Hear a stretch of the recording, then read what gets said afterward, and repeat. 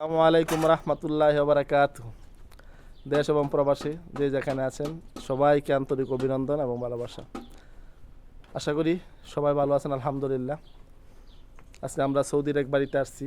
একটি বিল্ডিংয়ের বাহিরে রং করতেছি আমরা তিনজন। তো প্রায় শেষ।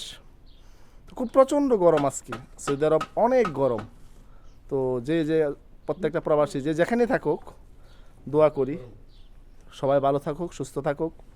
এবং যারা মিডল ইস্টে আছেন, কাজ করতেছেন প্রচণ্ড গরমে, প্রত্যেকটা প্রবাসী সবাই আপনাদের সেফটি খেয়াল রাখবেন, বেশি করে পানি খাবেন এবং দোয়া করি সবাই সুস্থ থাকবেন সবসময়।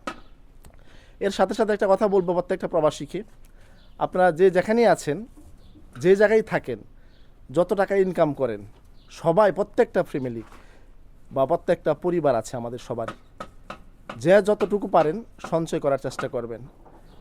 কারণ একটা প্রবাসী সারা জীবন 10 বছর 15 বছর বিদেশ করার পরে যখন একটা প্রবাসী দেশে যায়, অনেকের কিছুই থাকে না। বাড়িতে গেলে বলে যা টাকা দেওয়া হয়েছে সংসারে খরচ হয়ে গেছে। অতএব আমি সেটা বলবো না, আপনি আপনার সংসারে টাকা দিবেন না, অবশ্যই দিবেন। আপনি তো তাদের জন্যই তো প্রবাসে আসা। আজকে আমাদের এই কষ্ট কার জন্য? আমাদের ফ্যামিলির জন্য। অতএব এরকম কিছু করবেন, সংসারও চলবে, আপনার কিছু ব্যালেন্সও হবে। নেক্সট টাইম আজকে এই সমাজ মাদক আসক্তে লিপ্ত হয়ে গেছে, যুব সমাজ। আপনার আমার সন্তান যে ভালো থাকবে, ভালো হবে, এটার কোনো গ্যারান্টি নেই। আর আপনার সন্তান আপনাকে শেষ সময়ে আপনার পাশে থাকবে, তারও কোনো গ্যারান্টি নাই।